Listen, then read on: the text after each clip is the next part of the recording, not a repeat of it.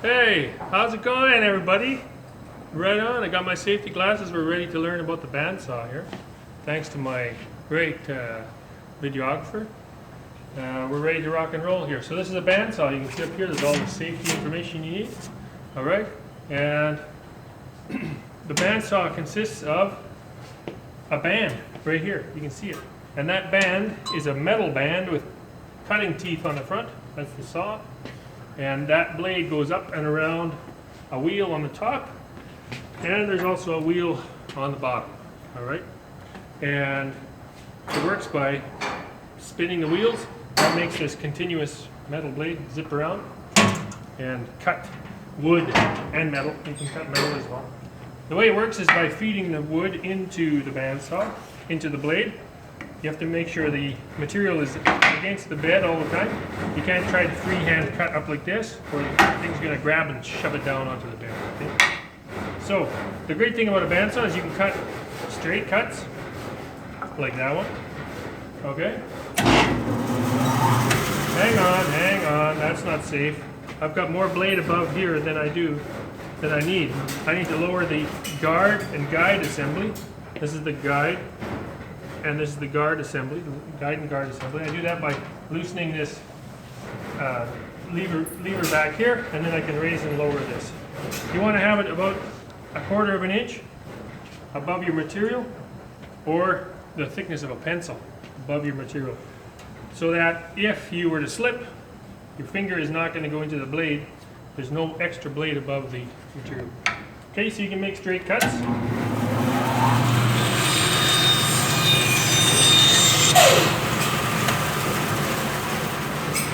All right, and those guys working on their stools are envious about this about now, because you can also cut curves. All right, now to cut a curve, the reason you can cut a curve with a bandsaw is because the blade is narrow. The narrower the blade, the sharper the corner you can cut with your bandsaw. If you have a wide blade, it won't cut as sharp because the edges of the blade bind on the cut. All right, it's like trying to drive a semi-trailer through a very narrow laneway. It's very hard. You bang into the buildings, you get jammed in there. Take a bicycle, and you can ride right through past all the cars and everything. A narrow blade will cut around corners easily. So to do that, you have to be moving forward through the blade and rotating, pivoting. Okay, so forward movement and pivoting.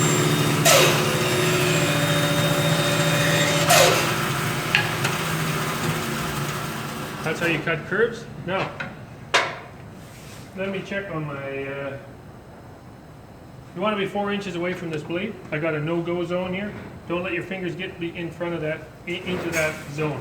The back here is okay. You can get a little closer on the back because there's no cutters on the back. It's only on the front that you can get your fingers lopped off.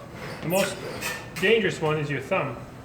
Because if you're cutting through here, imagine I'm cutting this, and I'm cutting along like this, and I just keep going, and I'm going to cut my finger right off. That'll take your thumb off in the blink of an eye. All right?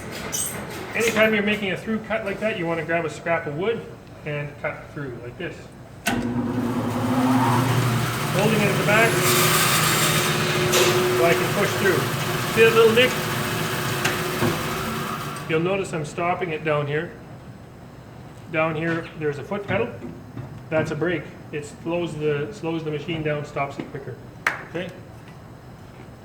You've got that would have been your thumb, that little nick, and you not use the push block, or you hold it to the side like this. That's fine too. Okay.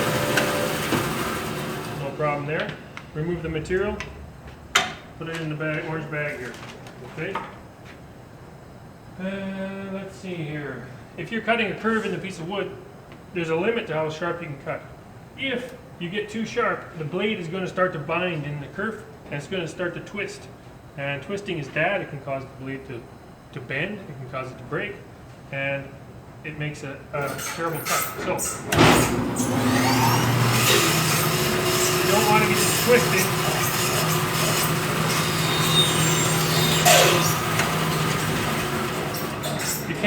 You can't twist without pushing forward, okay? If you're just twisting, all you're doing is making the blade all go wonky. You have to twist, push, and turn at the same time. Material must be held against the bed at all times. Keep your fingers 4 inches away. If you are cutting into a piece of wood and you notice it's binding, you have to, instead of backing out, so I'll give you an example. I don't want to, I'm going to cut in here, I'm cutting a curve, and I get part way and I say, oh no, I have to stop. I can't just start pulling it back with the machine running. What can happen, you notice there's a roller bearing here and some guides here to keep the blade in stable, keep it stable from going off the back of the rollers. If you didn't have those, the blade would push right off the back of these rollers, of the wheels. On the other way, coming forward, there's nothing to keep it from coming off the front of the rollers, so you want to stop the machine and then work your way out. Okay, so for example,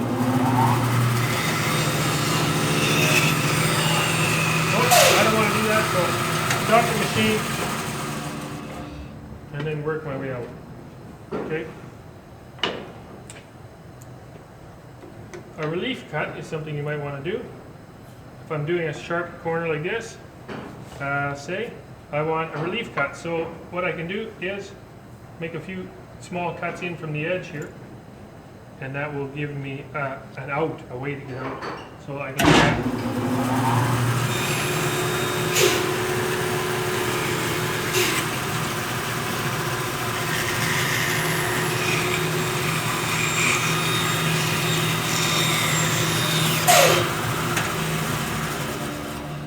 You'll notice I did back out on those short straight cuts. That's okay, that's no problem. You can cut in a short distance and back straight out again. Okay, it's on the curved, long curved cuts that you can't back out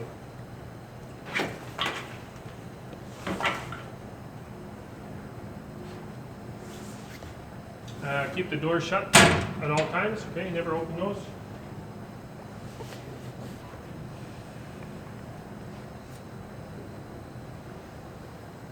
So this is called the bed. This is the guide and guard assembly.